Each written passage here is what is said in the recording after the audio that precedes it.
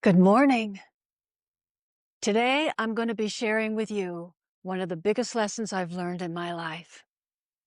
And it's important to me that I pass it on to you because what I'm about to share with you affects your happiness, your sense of self, your love of self, and every single one of your relationships. I have to laugh because basically it affects your whole life. And it all comes down to four words that all 8 billion of us on this planet have been so programmed with that most of us never even realize it. And those four words are, I am not enough.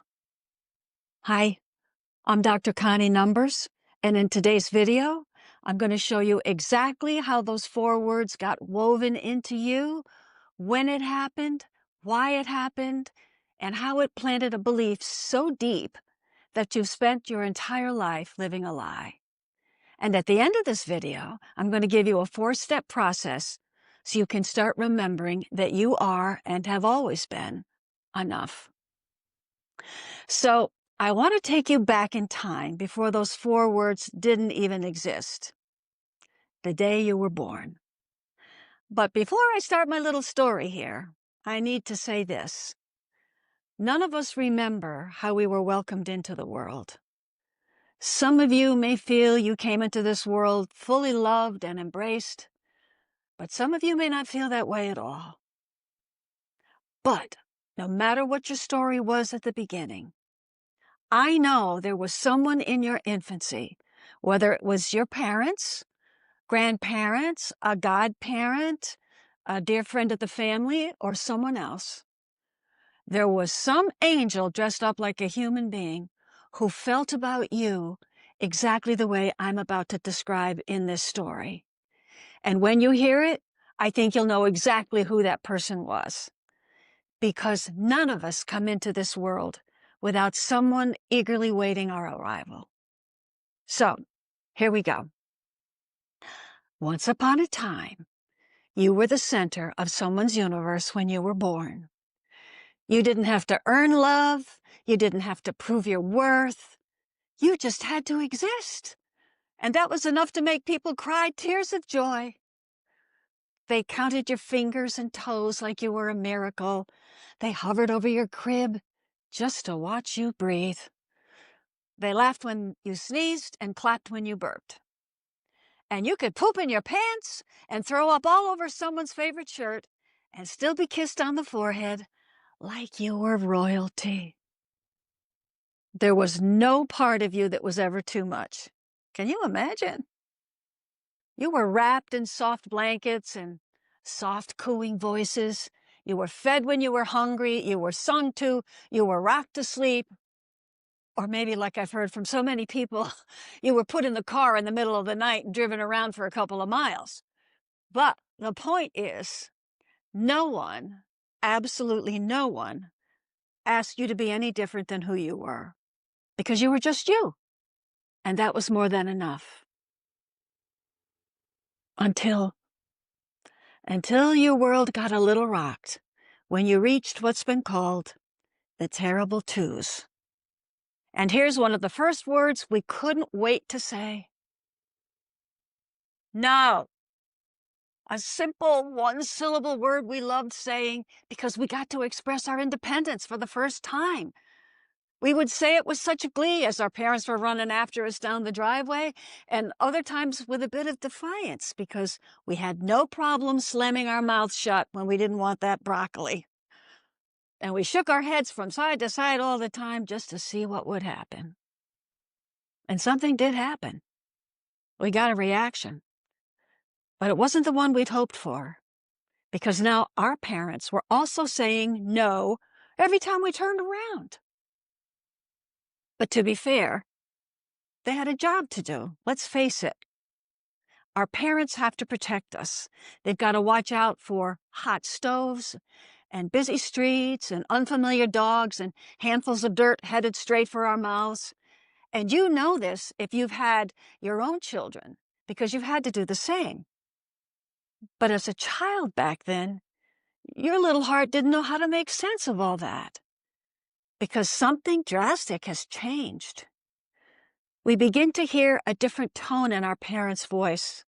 It's not so soft and cooing anymore.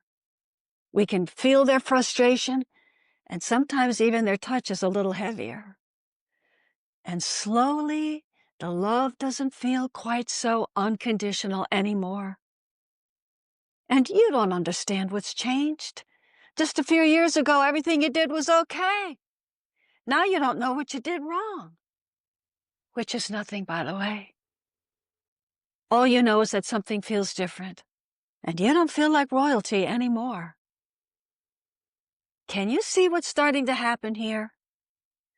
During that very tender shift from infancy to childhood, your little 2 to 3-year-old self made the only conclusion that made sense at the time, which was, something has changed. It doesn't feel good, so there must be something wrong with me. It's my fault. I must not be enough anymore. Now, here's a true story that proves my point. A few years ago, I was in the doctor's office, and a mother came in with her 3-year-old boy who was hurting. To me, it kind of looked like he might have had a broken arm. So I was called into one waiting room, and the boy and his mother was called into the one next to me. I heard the doctor come into his room and say, "Well, little guy, what happened?" And his mother said, "He fell off the swing." And to my surprise, I heard this little boy say, "I don't like my shelf." And his mother said, Oh, no, honey, you don't mean that."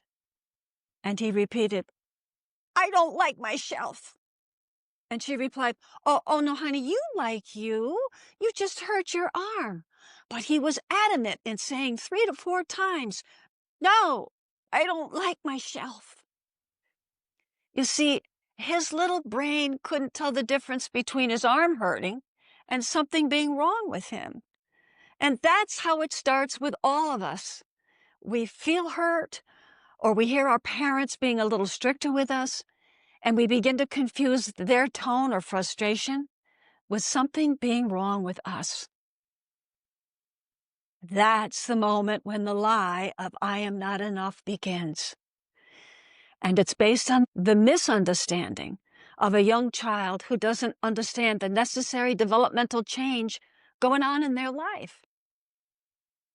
But there's even more to this story than what we felt with our parents. There are other factors that added to this lie as we got older that made us feel not enough. How about in school, where our worth was measured by grades and gold stars? How about in church, where we were told we were sinful and needed forgiving? And in our society, where we had to look a certain way in order to be approved of and in order to fit in? So with every message we got, we forgot the truth we were born with, that just being who we were was enough. And by the time we reached adulthood, we brought that lie with us. We measure our worth by what we achieve, how we look, who likes us, and how well we fit in. So this belief I'm telling you about of "I am not enough" isn't just a passing thought or feeling you have occasionally. It is the underlying cause of every single negative feeling you have about yourself. Those 4 words have become a mantra we've carried around our whole life. So, how do we discover this lie and let it go? Well, this is where the 4-step process comes in. So, step 1, pay attention to what you're feeling. Whenever you're not feeling good about yourself in any way, your body will be the first to let you know. You'll feel that heavy drop in your stomach, that tightness in your chest, and that unmistakable icky feeling. And we all know what icky feels like. Actually, it feels like, "I don't like my shelf." And that's the first clue that you've turned against yourself. So pay attention to what you're feeling, and then identify what that icky feeling is. Is it hurt, disappointment, anger, shame, sadness? Naming it really matters, because once you name the feeling, it kind of loses its grip on you. It's not so powerful anymore because you're no longer in the dark wondering what you feel. You know what it is. Step 2, you want to rewind the story. So after you've identified what that icky feeling is, pause for just a moment and ask yourself, okay, what was I just thinking? What thoughts were just going through my head? What story was I just telling about myself? Because you will always, always, always find that the icky feeling came from an icky thought. And you need to know what that thought is because it's important for you to become aware of how you talk to yourself. Step number 3, now you're going to check for the truth.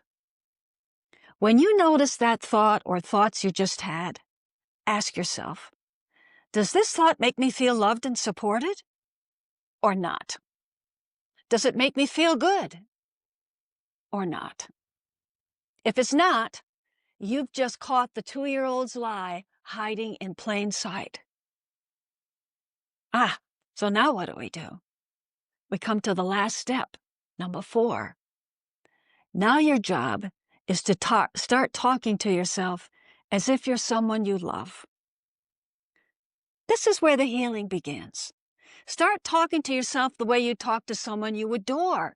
If your child, your partner, or your best friend was being hard on themselves, having a hard day, or feeling unworthy, what would you say to them? Now, offer those same words to yourself. And I personally think it's important to say them out loud, not just out of duty, but with real tenderness. Let yourself actually believe them. I know it may not be easy at first because it's unfamiliar, but over time, this shift in how you talk to yourself, it really does change everything. But here's one more thing I'd like you to keep in mind. There's more to us than just our human story. There's a deeper spiritual truth that dissolves this lie of unworthiness just like that. And it's this. You were worthy long before the day you arrived here, all pink and wrinkled. You are worthy simply because you exist, and you're a child of the Creator. So how could a beautiful soul like yourself ever be anything less than enough? So when you stop seeing yourself as someone who has to become enough, and start seeing yourself as someone who already is and always has been, life begins to feel very different in the most wonderful of ways. So if today's video has touched something inside of you, and I hope it has, I'd love to hear from you in the comments and would appreciate it if you were to like and subscribe. And please feel free to ask any questions because I will answer them. And if you think of someone who might benefit from this video, please feel free to share it. Because your story matters. You matter.